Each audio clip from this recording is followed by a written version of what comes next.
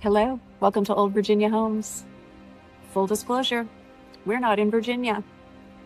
We decided to temporarily flee the frigid February temperatures and head south. But we're always on the lookout for interesting historic places. So if you care to join us today, we will be visiting the home of a literary legend. Join me as we visit the Ernest Hemingway House, an old Florida home in Key West. Let's go.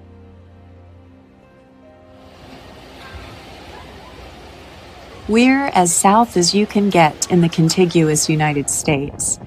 Key West is well known for its vibrant nightlife, but I am much more attracted to it for its vibrant architecture, which is such an interesting mix of Bahamian, Cuban, and Victorian, reflecting this island's diverse cultural heritage. The pastel colors, louvered shutters, wraparound verandas, and tropical landscaping are so distinctive and charming.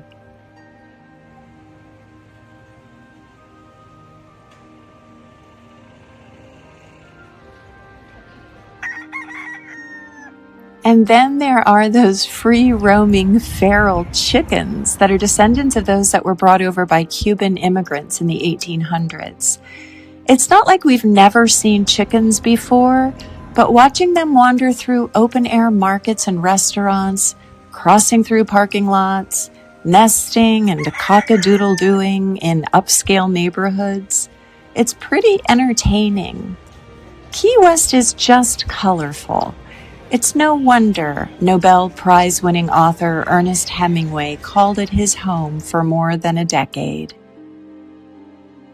But before we go any further with the house tour, here's a heads up. The cats are a constant distraction. Hemingway was known for his love of cats, particularly those of the polydactyl variety, meaning cats with extra toes. Hemingway's house is still home to dozens of descendants of Hemingway's six-toed cat named Snow White, a feline purportedly given to him by a ship's captain. You gotta love a man who loves cats, and these cats rule this estate. Back to the house. It was constructed by Asa Tift, circa 1851. Tift was a successful salvager, flourishing in the shipwrecking industry.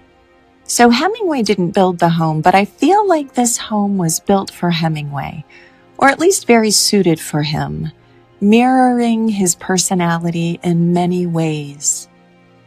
The handsome Spanish Colonial two-story structure is built of hardy native limestone.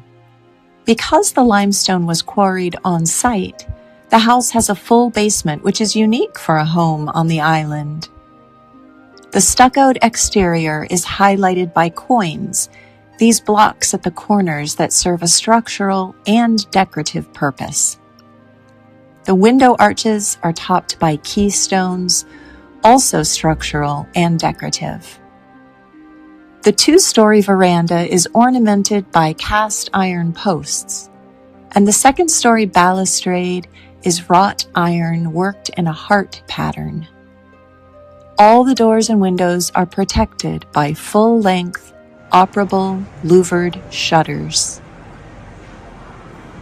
The house was in disrepair when Ernest and Pauline, his second wife, took ownership, and they undertook a massive restoration and remodeling in the early 1930s.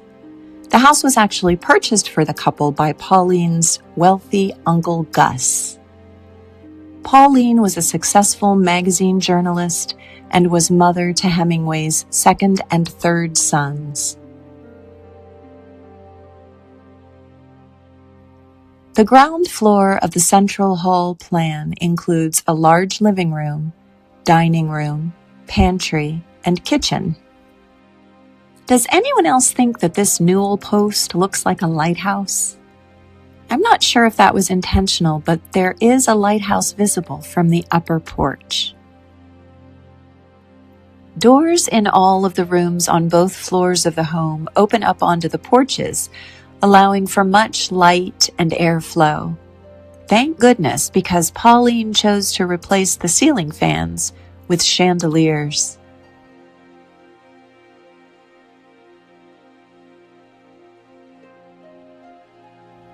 The house is furnished with many authentic items that belonged to Ernest and Pauline, along with memorabilia associated with Hemingway's life. And what a life he had! Ernest's brother wrote about Hemingway's reputation during these years, saying, "The Key West period for Ernest begins in the public mind with a picture of a bronzed giant fighting huge fish, then heading inshore for the roughest, toughest bar to celebrate the catch, possibly pausing somewhere to beat off a letter to Esquire, using words growled from one corner of the mouth." Hemingway may have been larger than life, but this house isn't. At 3 bedrooms and 2 bathrooms, it's comfortable, but not a mansion. However, it was the first in Key West to have indoor plumbing, and the 1930s era kitchen and spacious bathrooms would have been boast-worthy for this time and place.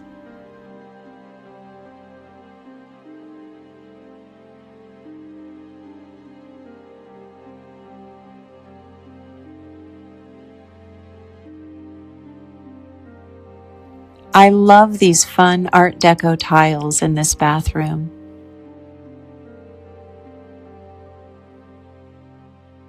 Although Hemingway was known as a competitive outdoorsman and hard-scrabble, two-fisted drinker, kind of a macho bully, he was also dedicated to his art. He was an extremely disciplined writer, beginning his work early in the morning. Standing up, by the way, he preferred to write standing up, using the top of a bookcase for a desk. He was not to be disturbed until lunchtime, and by then he was said to be devoid of words, or as he put it, too empty to talk.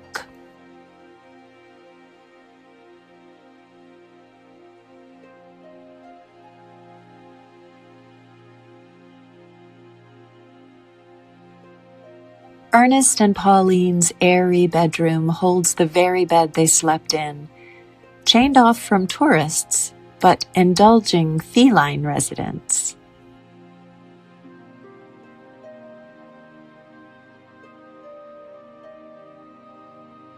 The Hemingways installed the pool, which is said to be the first on the island. Maybe I should say that Pauline had the pool built and spared no expense. Supposedly, Hemingway complained that she spent his very last penny on that pool and stuck a penny into the wet pavement to make his point with his signature dramatic flair. The pool house doubled as Hemingway's writing studio, which is located on the 2nd story. During Hemingway's time, a catwalk connected the main house to this study where he spent mornings writing. It is estimated that he wrote 70% of his most accomplished and popular pieces here. In the afternoons, he might nap to re-energize himself for the late afternoon drinking and companionship that he enjoyed. As you may already know, Hemingway was a drinker, like so many of the characters in his books. Sometimes just reading his works leaves me feeling hungover. All jesting aside, Hemingway struggled. His charming swagger hid a dark side that became more visible with age. His complicated nature certainly contributed to his multiple marriages, 4 of them. He was known to struggle with alcohol and mental illness. Depression was a major theme in his life. His father committed suicide in 1928. His sister and brother also committed suicide. Hemingway died of a self-inflicted gunshot wound to the head in 1961 at age 61. But I like to think that this place was an oasis for him during his life. a little paradise where Papa Hemingway relaxed with his children and his cats, a playground where he fished and boated, and a literary haven where he was his most creative and productive. As Hemingway himself said, "It is good to have an end to journey toward, but it is the journey that matters in the end."